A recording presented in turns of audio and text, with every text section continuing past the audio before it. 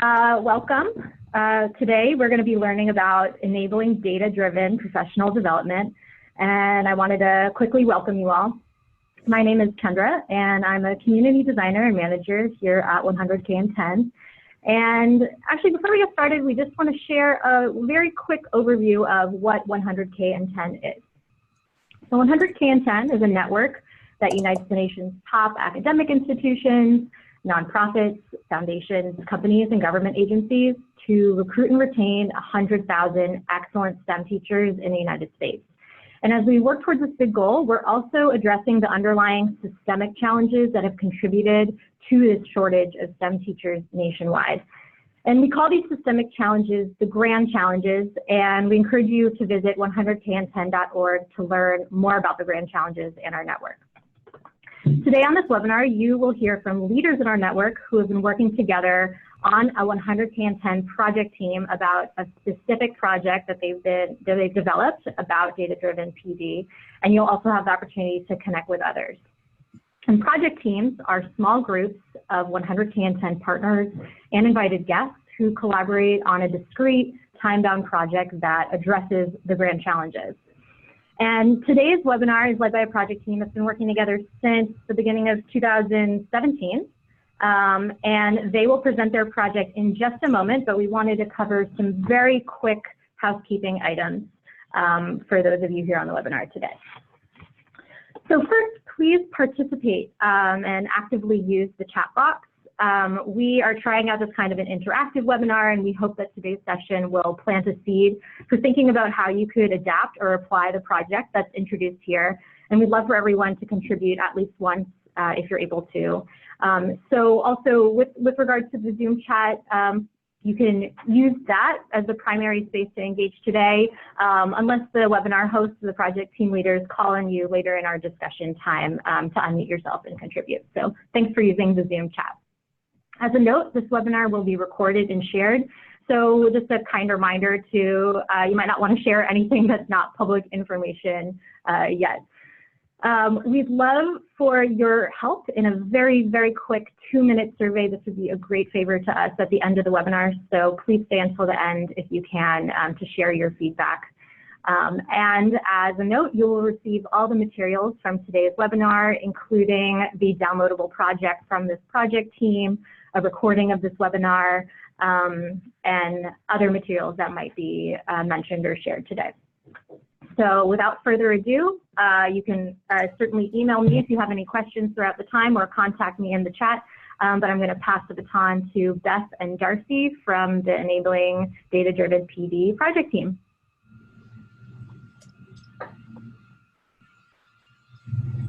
Okay, hello, sorry about that. All right, so good morning. I'm Beth, and I'd like to introduce myself to let you know a little bit about what I do here, and then Darcy and I will get started.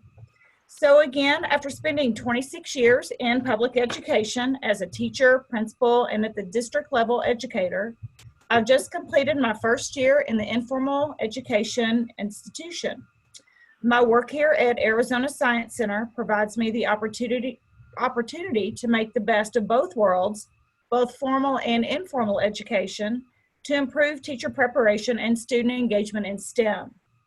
So, and I just want to add that within the first year here, working with this project team has really been a great experience in getting me involved. Darcy? Hi, good morning.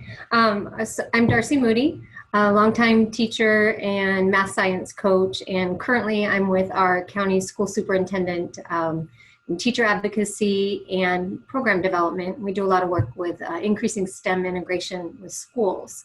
I'd like to introduce, we have 5 other members on our team, and I completely echo what Beth said. It's been such an amazing collaboration. We're all Arizona partners. We have Linda Coyle with Science Foundation Arizona, and Max Pradeep, who's with Northern Arizona University with their Center for Science Teaching and Learning.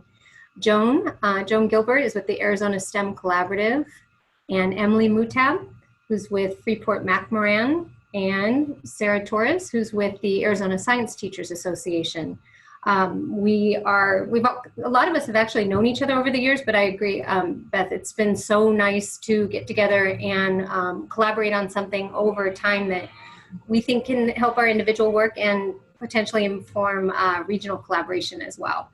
So with that, we'll get started with looking at what our agenda looks like for today. On the next slide, 100K in 10 has walked us through those first 3 items.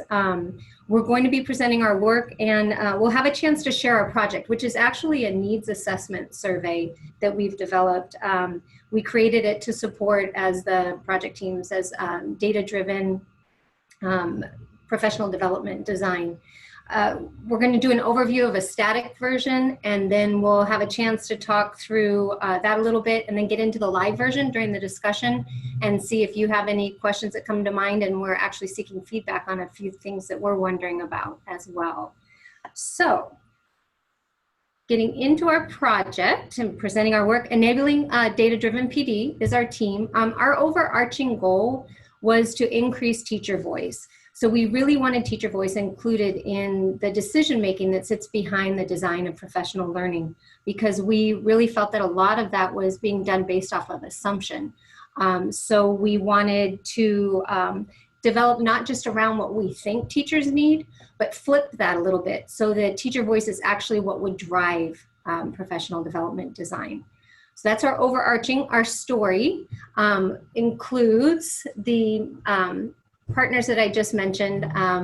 We're all Arizona organizations that support professional learning with teachers at schools all across the state. And actually, we got together, several of us, at one of the 100K in 10 summits. And we started talking, and in talking, we realized a couple of things. One, that, as I mentioned, we were making decisions based off of assumptions. In talking, we realized that all of us were doing a similar practice. We were taking our program evaluation surveys and our feedback surveys following sessions, and we were bringing those back, and along with our anecdotal notes from working out in the schools, and we were making inferences, and we were determining from those inferences what we thought that teachers needed. So that was the first thing that we talked about. Another thing that we realized is that our support organizations, all of us, when we looked across, we are supporting a high number of schools with really limited resources, both budget-wise and human capital-wise. But we also noticed that without realizing it, we were duplicating services. So we were actually designing some of the similar sessions, and then in doing that, we were inadvertently creating gaps. So those were 2 things that we talked about that we realized at the summit, and we decided we need to use a similar instrument. So we wanted to use a similar instrument to collect data and then use that in our individual work and also to inform some regional collaboration. We couldn't find one. We couldn't find a tool that actually was comprehensive enough or that got at the specificity that we were hoping for. So we decided to set a goal around designing a tool. And that's what we spent quite a bit of time just looking at the design of that tool. As we started doing that and going through the iterations and looking at the data, we got excited because we found that we thought maybe the data that teachers were reporting might be helpful not just to our own organizations, but could support decision-making at schools or even potentially at a policy level as well. So we're going to talk a little bit about the process of our development, and as I said, mentioned earlier, going through the tool, and we'll have a chance to think about how you might be able to use it. But first, Beth's going to give us an overview of the tool and the development process. All right, thanks, Darcy. So as Darcy stated, the team set out to develop a needs assessment that could be used by all of our organizations. The final survey consists of 32 questions. The questions were intentionally designed to elicit information from teachers regarding their professional learning experiences and needs related to STEM. The demographic questions included basic information, but additional questions were specifically added to gather targeted information that could be useful when looking for funders or submitting grants.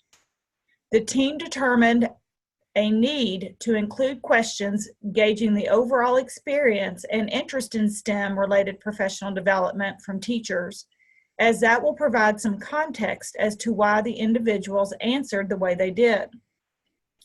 For example, there's a question on here asking about engagement in professional development. And so if the teacher did not engage in any STEM PD, we were wondering, was it because they didn't have access to it or because they didn't want to attend anything?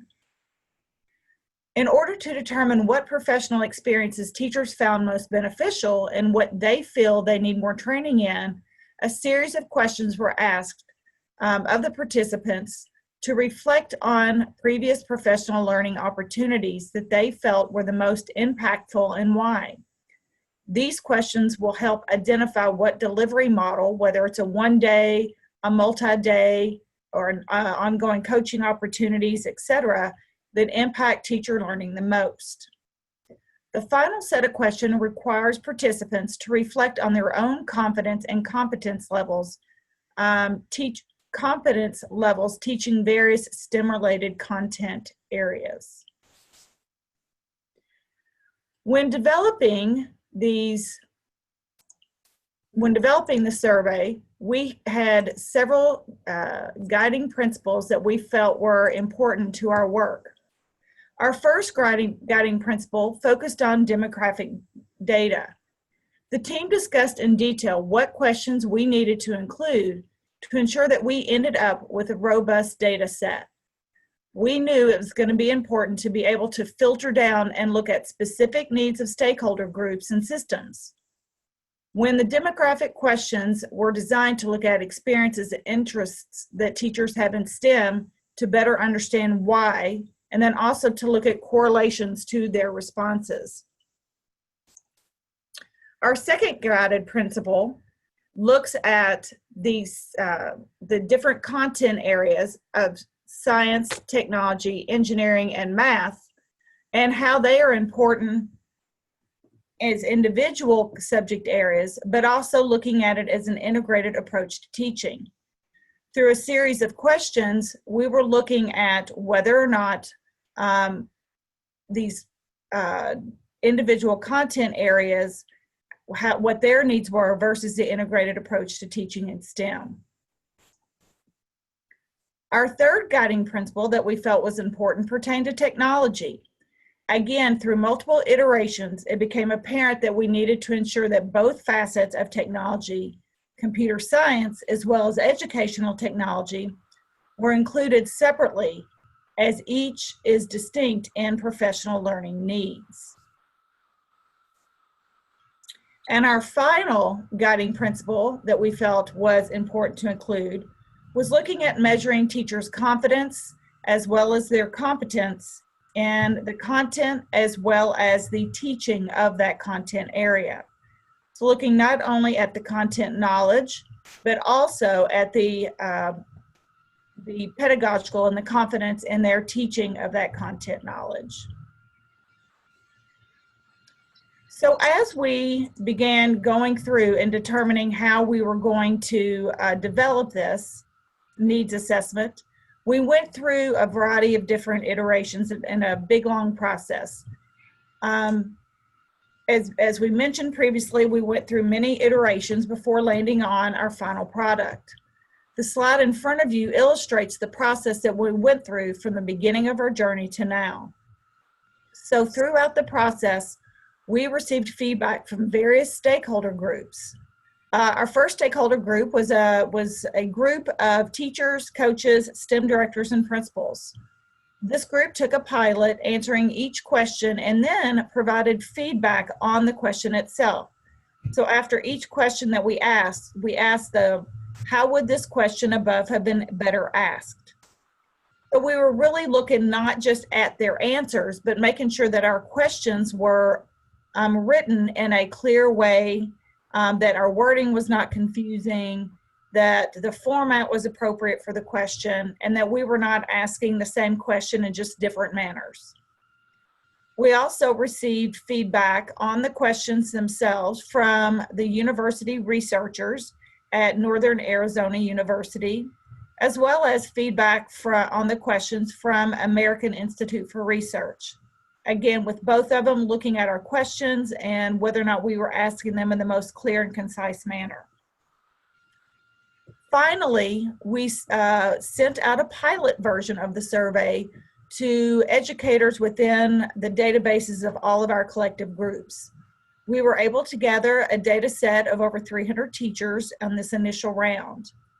And with the data that we received back, we reviewed it with a protocol to really ensure that we were looking at the data and determining whether or not that the questions were informing, the answers to those questions could inform decision-making at each of the 5 decision-making levels that will be talked about in our next level, or our next section. So after each one of these iterations, we really looked at these questions. We wanted to narrow them down to make sure that we had a balance of data needed to support the planning around these 5 different decision-making levels. We kept asking ourselves, did the participant feel each question that we were asking was what we thought it was going to be? And were the questions getting at the practices and not just value judgments? And throughout the different iterations and the different revisions, we really looked at weeding out what we wanted to know versus what we needed to know in order to make data-informed decisions. So at this point, I'm going to pass the baton over to Darcy, where she's going to talk about where we are now. Okay, great. Thanks, Beth. Yeah, who knew that it could take quite so many iterations to get at a survey? Yeah. 32 questions, it took us quite a while. But okay, so currently what we're doing is we are working on statewide distribution. We've sent it out directly to all the teachers in Maricopa County, which is our largest county, through our superintendent monthly message, the welcome back message this year. So it went directly to all the teachers. It also went through to all the principals to share with staffs. We shared it with the other county education service agencies with their STEM specialists and superintendents. So it's gone out, they've sent it a variety of ways, whether it's directly to teacher, through principal, social media. One county is doing it through social media. So we've sent out with our listservs, and we're going to close at the end of the month. The responses continue to come in, but we are learning a lot. So not only did we learn a lot about construction of a survey, and it might be a needs assessment, might be a little more complicated than we anticipated, but we are learning a lot about survey distribution and expected norms with response rates and that kind of thing. So whether it's in the chat box or later in the discussion, if you have particular learnings in this area that you would like to share, or tips and tricks, anything along those lines, please feel free to share that with us, because it's something we're definitely interested in. How do you not just distribute a survey, but really increase that open rate and completion rate?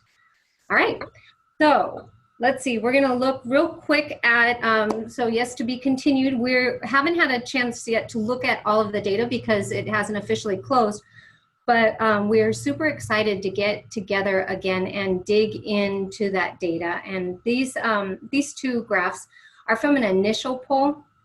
So what this shows is on the left-hand side, you can see all the different subject areas that the teachers reported that is their area of specialty. And on the right-hand side are the higher level area of need that we queried as far as the science, math, engineering, and then the 2 different aspects of technology that Beth mentioned, both computer science and ed tech. So this just shows of that overall group of teachers, how it's split out as far as what they're reporting as their need. But what we're excited about is that we can drill down in any one of those areas. So we use a program in Power BI, but it's really easy to sort and filter and drill down in a particular subject area teacher and what they're reporting as needs or grade level. We can do it by years of experience, district, and then share that with the appropriate district or school or support organization. So that's exciting for us. on the next slide, what you'll see is Beth mentioned something else that was a big topic of conversation for us in the development of the questions. We talked a lot about the intent to gather data both on confidence level with content and how teachers felt about that confidence level with their content knowledge, separate from their confidence level in being able to teach that content. We felt that teachers might have a need in one or the other or both, but they could not be treated synonymously for us to really be able to design with intent. So this shows an example of where the distinction in those questions may really prove helpful to us in designing specific support. What this is showing, these two graphs, is a particular grade level band, and teachers were asked about teaching through an interdisciplinary approach. On the left-hand side, what you see is what they reported as far as their content level, their content knowledge in STEM, how confident they felt about that. So how did they feel about their content knowledge across those areas in STEM? And 68% of them reported that they felt confident in their understanding of that content. However, on the right-hand side, what you'll see is when they were given the statement, I know how to teach STEM through an interdisciplinary approach effectively, only 9% of those same teachers reported agreeing that they felt confident, and none strongly agreed. So that really showed us that there was a distinct difference where with this particular group anyways, we know that we want to support more with pedagogy or with instructional strategies, and we don't need to emphasize content as much with this group of teachers. So we're excited about that because we think we're going to be getting real-time data and useful data that can really help support the design of our professional learning sessions. But like we mentioned earlier, we're also encouraged that the data could support in other ways as well. So we're thinking that with our individual organizations, it can inform that design, as we mentioned. So in that case, we'd be designing around pedagogy, or we're finding a big reporting of need in engineering content. It also helps us know how we can best allocate our resources. Across our organizations, it just helps us with coordinating efforts. So we are going to be able to take a look at how do we avoid that duplication that we discovered we've been doing over the years, and how do we purposefully put our resources across so that we are addressing those gaps.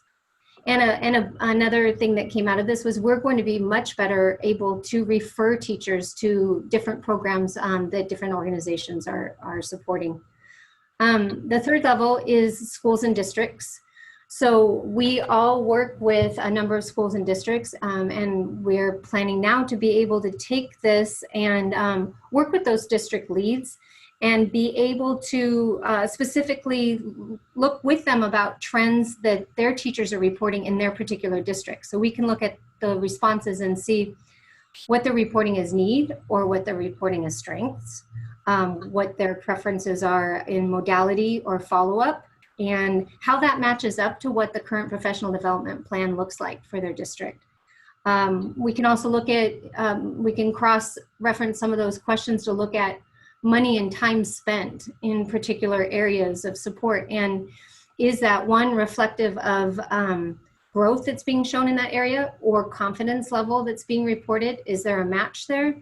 Another is, does it match with, is the priority that's set with the district and where a lot of energy and effort's going, does that match the reported need of the teachers?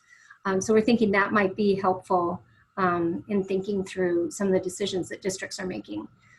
Community partners, we just were thinking that this could really help with targeting funding and particular partners, both from the school side and from the partner side as well.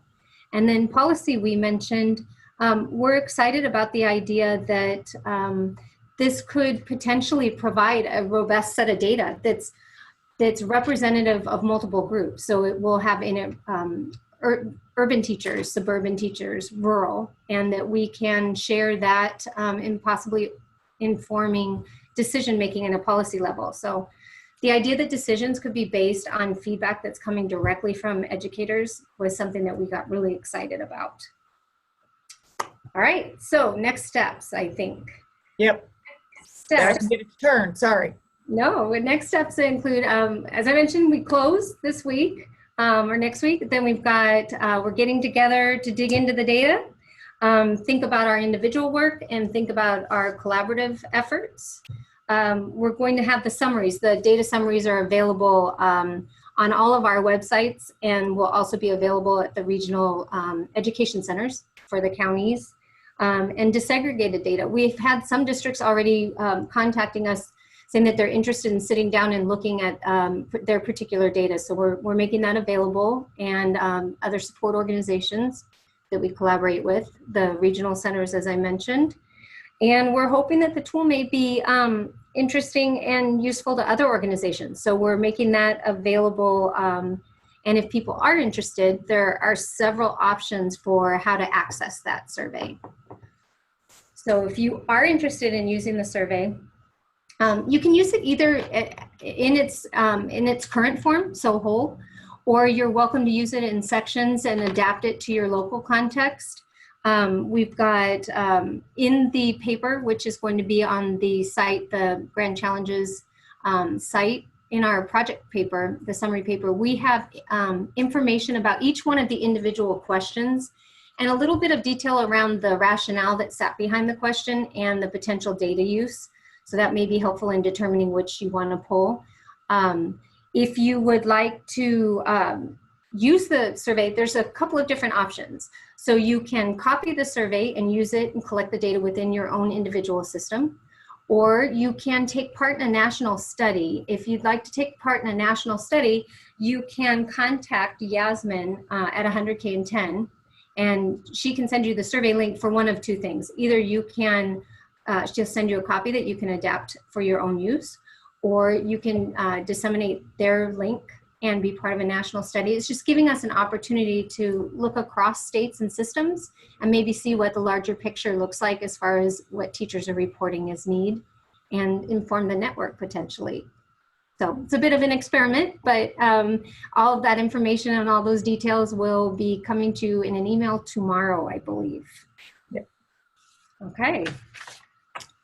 All right, so we have finished kind of sharing initially about our product, our needs assessment, and 100K and 10 had shared with us some questions that several of you had sent before the webinar actually got started. And a lot of those questions kind of pertain to evaluating our own professional development opportunities. So we're each of our organizations is going to continue to evaluate the trainings that we provide, but this particular needs assessment is going to be used to collect some baseline data that will help us reflect on how to plan professional learning opportunities. And Darcy had shared about those 5 different data usage levels. And so again, developing baseline data for our individual group use, the collective group use, some baseline data to provide to schools and districts, together data as well, again, baseline data on information to provide to funders or community organizations or things that are really looking to help with education but need some, information with that. And then again at the policy level. So, that's kind of how we plan to use this document. But again, we will be conducting, as we always do, our own evaluation of our professional development sessions and trainings that we provide teachers. But if at this time you have any other questions about our process or our end product, please put those into the chat room. And Darcy and I will do our best to answer those questions.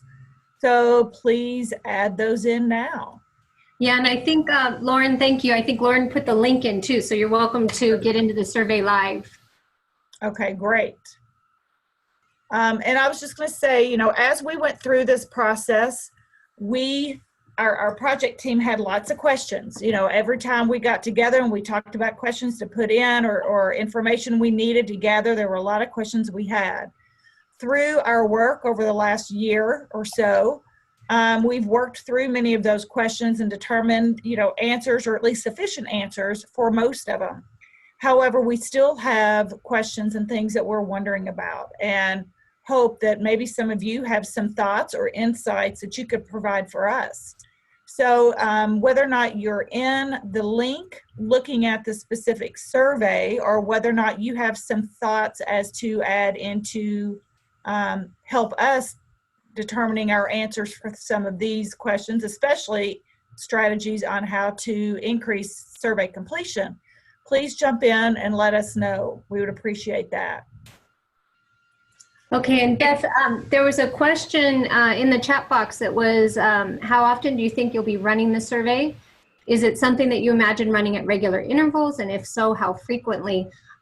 We talked about the possibility of doing this on an annual basis because, like Beth mentioned, kind of a baseline and going year to year. What we do, what we are cognizant of is that it's a lengthy survey. Mm-hmm. So we do want to keep that in mind. But we talked a lot about the need to know and want to know. So even though it's lengthy, it's about half the size that it was at one point. Yeah. We narrowed it down as much as we could. And Darcy, this is Linda. I'd like to jump in for a minute if. Yep. Hi, everybody. This is Linda Coyle from Science Foundation, Arizona. I'm one of the members of the project team. And when you ask, why is this program important? I'd like to share some statistics with you. First of all, when we started the school year, now noted this is only the second or third week of September, we started just a month ago with our new school year. At that point in time, we had 6,260 individual open teaching positions. Our total vacancies at this point are 1,547, so we still have several vacancies left. What's really interesting is that of those positions that were filled, 2,979 of those teachers do not meet the standard teaching requirements. That means we have people in the classroom who traditionally do not have a teaching certificate. So when you look at sending the survey out to the beginning of the year to all of these new teachers, and you're asking them, perhaps you have content area knowledge, perhaps you're a chemist or you're coming out of business where you know something about your specific content area, but knowing that almost 3,000 of those teachers, roughly half, have no standard teaching certification, that's a little scary to us. Well, to me specifically. Yes. So that's one of the reasons why we felt collectively that instead of offering the same type of professional development, we could fan out, find out what teachers truly needed, and divide and conquer. We could come up with participating and promising and paralleling our professional development so that we were supporting and augmenting what each other was doing and not repeating. Yeah. Right. Thank you, Linda. Yeah, thanks, Linda. And what you spoke to that was a big part of our conversation too about that specificity. Because we have so many alternative certifications, people are coming in with either strong content in some cases or strong pedagogy, and very rarely both. And so that was one more reason why we definitely wanted to split those two things out in looking at need.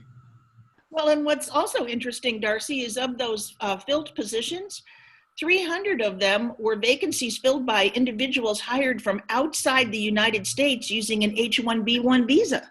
Wow.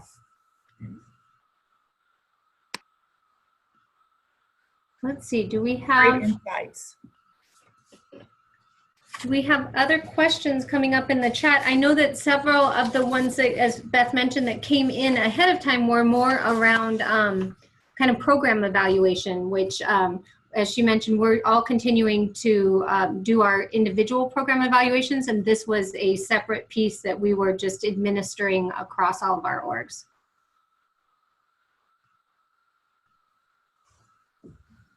Has anybody had the opportunity to look at the survey or dig into the survey? And do you have any questions related to that?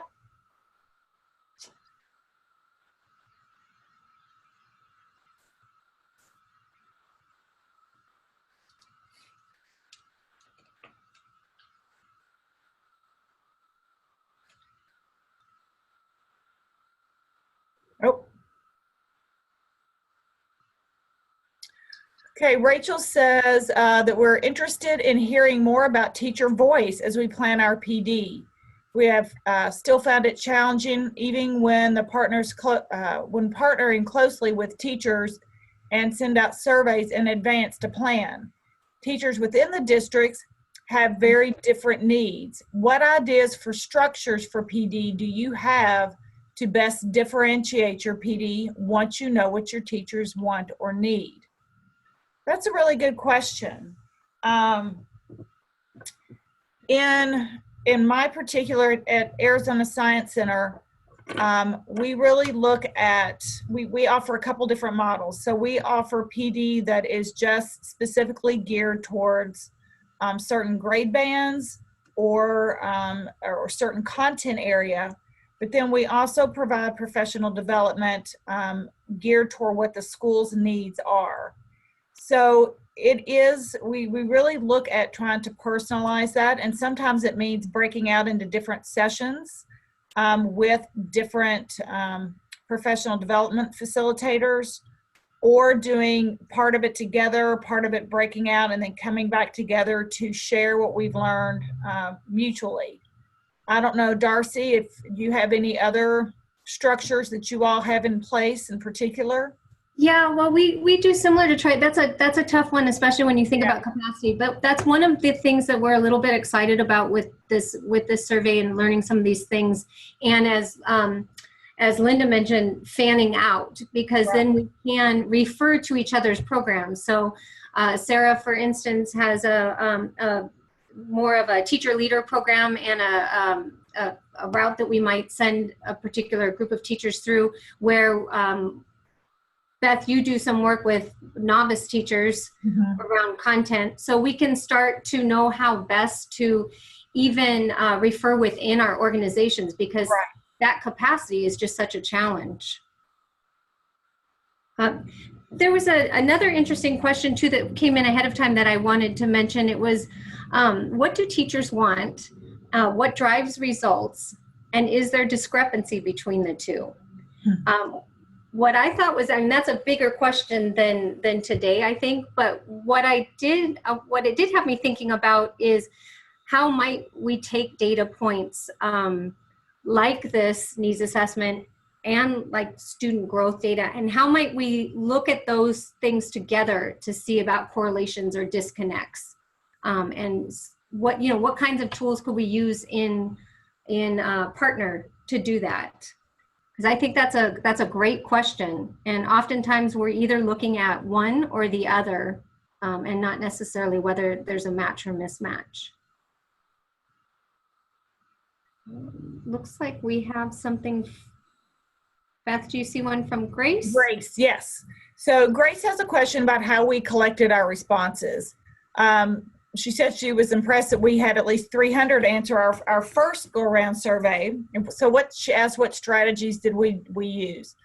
A couple of different things. One strategy we use is we sent out to our own collective groups. So we kind of personalized the emails, like from the Arizona Science Center, we sent a personalized email from the teachers that we work with. Darcy sent a personalized email from the teachers that Maricopa Superintendent's Office works with. And so everybody did that independently. The same survey, basically the same information in the email, but sent it out personally, so that people would be familiar with who was sending them the survey. The second thing we did was we offered a $5 Starbucks gift card to the first 100 respondents. And that really helped get participants answering and getting that data into us quicker than not. So I know those two things were some things that we did. And then I believe we actually even maybe sent another personalized follow-up email that just says, hey, if you haven't had a chance to do it yet, jump in now and do it. And so that's what we did on that initial pilot. Looking at our response rate now for this formal one that we've sent out across the state, we're still trying to figure out how best to keep getting that data in. Yeah, it's It seems it's been really interesting because I think relationships seem to be key, and I don't know how you expand relationships. So when we did our pilot, it very much went to our contacts who, people feel invested in us and we feel invested in them. When we sent out a blank, the blast across the county, I came in the next day expecting just for, to be overwhelmed by data, and not so much. So Grace, I appreciate you saying that impressed with the numbers, because we've been struggling. So again, if people have tips around that, we've talked with some communications and marketing people who are saying that just matches the national statistics, but when you're ready and set to dig into data and, you just want as much of it as you can get. So I just wanted to also mention that in the project paper, we did add in just kind of a sample text email that you could send out, obviously make it personalized for you, your group, and to the teachers that you would be sending it to. But that is something that we did add in to the report as just a, hey, this is get you started kind of a thing. I love that. I'm catching up with the chat box, the idea of the text link package that teachers could share and post. Great, thank you.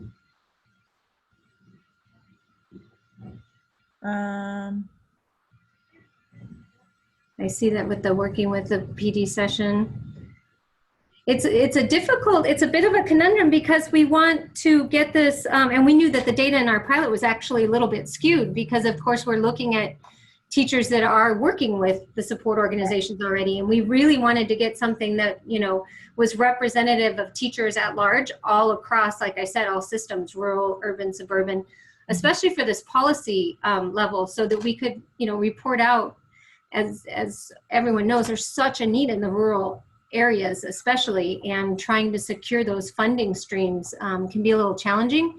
And so we wanted to be able to come from a point of data, if at all possible, in advocating for some of this funding and resources.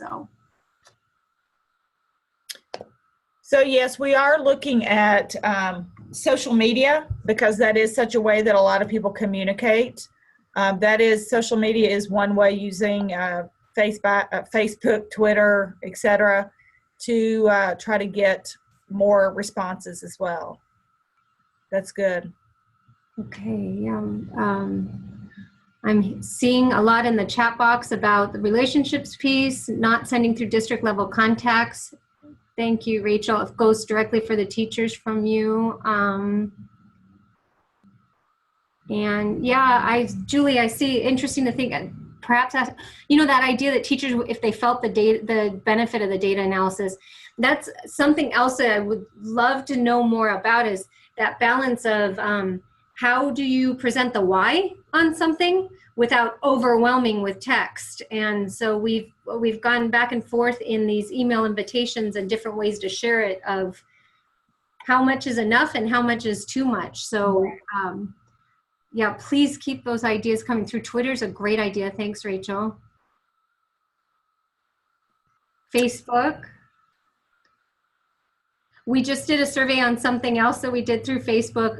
My organization, which a colleague was teasing me, she sent me the open and response rate and how high it was so quickly, but they were also giving away a laptop, and it went out through Facebook. So I guess I should add that to the strategies. Technology giveaway might be a strategy.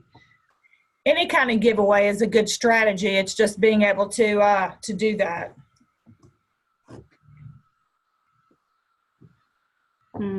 Yeah, Linda's mentioning about the district request to share specifically with their district, and not necessarily wanting to be part of the statewide data set. Is that what you meant, Linda?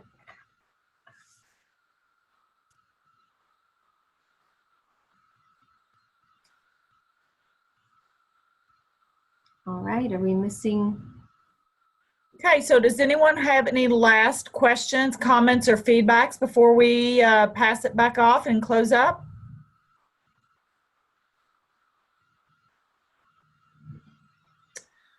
All right. I think, Beth, the only thing I would want to add is to reiterate the invitation to use it. It's obviously it's open source. If it can be helpful or useful to anybody, please do. In the paper will be the different methods for doing that. And if you are in it, and we are an ongoing feedback loop, so let us know if you have any suggestions about the questions or the format, the content. Yeah. All right. So, as you can see here, if we have enjoyed our, like we said earlier, we really enjoyed working with the different organizations, working collaboratively to really look at what we have that we could offer teachers in the state of Arizona, and really make sure that we are not duplicating efforts, but really kind of looking broadly and fanning out to meet the needs of our educators. And so this has been a fabulous experience for us. We appreciate being able to share what we have completed and what our outcome is. And again, if you are interested in using it, please do. And please provide us feedback. If you look on the screen, you can see, feel free to contact either myself or Darcy, and we will do everything we can to answer your questions and provide you with what you need. We appreciate it a lot. Thank you. Amazing. Thank you, Darcy and Beth, so much for leading us through a really wonderful presentation, sharing about the Needs Assessment Survey. I think something that I'm really energized by is there are so many next steps that folks can take. And so we will be sharing, as I mentioned earlier, the recordings of this webinar, but also the links that were shared earlier to the survey directly, as well as ways that if you're watching this webinar, you can get involved with some national work and studies. So thanks again for sharing 2 years of work. It's really something to be celebrated. So with just a couple minutes left, we do want to thank everyone for joining us today, and to share a small favor with us to complete a 2-minute survey, which should be in your email inbox from Team 100K and 10.